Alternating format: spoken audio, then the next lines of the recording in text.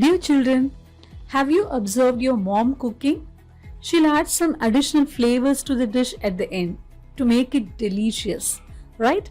Likewise, in language also, we'll add some additional flavors both in written and spoken language to attract the listeners and readers.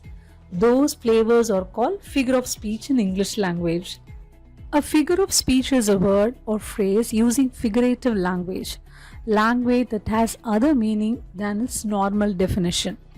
Simply, we can say figures of speech rely on implied or suggested meaning rather than a dictionary definition. We can understand this better with an example. MS Dhoni is the shining star in today's match. Here, the word shining star represents his best performance in the match, not the actual meaning of shining star. So, this is called figure of speech. There are many types of figures of speech. We are going to learn a few now. First comes simile. A simile is a figure of speech that directly compares two different things. It is a comparison but different from simple comparison. That is, it usually compares two unrelated things. For example, she looks like you is a comparison but not a simile. On the other hand, when we say her smile is bright like the sun, it is a simile as it compares a woman with something of a different kind, the sun. Right? Yes. We can express simile in two ways by using as and like. Either we can say he runs as fast as horse or he runs like a horse. Both gives the same meaning. And here comes the next sentence, he is as busy as bee. He is busy like a bee. Both are same. Next comes metaphor. Like simile, it is also a comparison but slightly different from simile. Unlike similes, metaphors do not use words such as like or as to make comparisons, and we will relate two unrelated things that are not actually the same, through which we can understand that it is a comparison, not a literal equation. For instance, if we say Rahul is a sea of knowledge, here we are using metaphor to express his smartness. This is how we use metaphor to compare things. Let's look on to this example. The snow is a white blanket.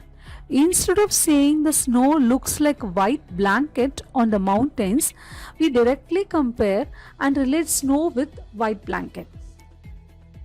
And the next sentence is, life is a roller coaster. The literal meaning of this sentence is, life is full of ups and downs, we have to face it.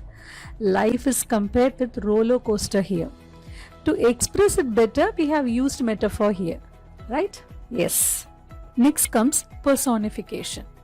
Personification is a figure of speech that assigns human qualities and attributes to objects or other non-human beings. In our day-to-day life, we have come across many personifications such as the city never sleeps, the wind howled, etc. The first sentence, the city never sleeps, literally means the city is very busy always. Here, sleeping is a human quality. We are attributing this human quality to the city, the non-human thing. So, it is called personification. The second sentence, the wind howled, means it blowed hard and makes a loud noise. So, humans can make a loud noise. Thus, personification is used here. Yes. Next comes alliteration. In alliteration, words that begin with the same sound are placed close together. Although alliteration often involves repetition of letters, most importantly, it is a repetition of sounds. Let's understand this with these examples. Here we have some tongue twisters. Let's listen this. She sells seashells by the seashore. The sounds ish and is are repeated. In the next one, butter better butter makes a batter better. Here we can observe the sound b as being repeated. This is alliteration. Next comes repetition. Simply we can say repetition is the repeating of a word or phrase. It is used to add emphasis and stress in writing and speech. Repetition is widely used in both poetry and prose. Let's look on to this example.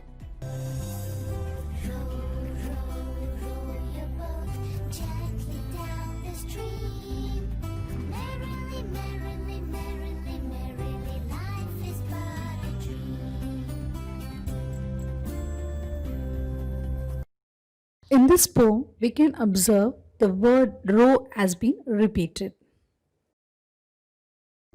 And next comes oxymoron. An oxymoron is another figure of speech containing words that seem to contradict each other. If something is original, then it is not a copy. In turn, if something is a copy, then it is not original.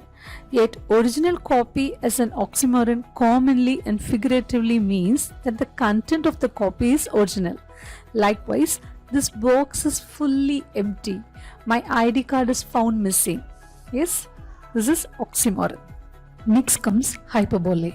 Hyperbole is a figure of speech that uses extreme exaggeration to make a point. It is used to make a description more creative and humorous. It is important to note that hyperbole is not meant to be taken literally. For example, that suitcase weighed a ton.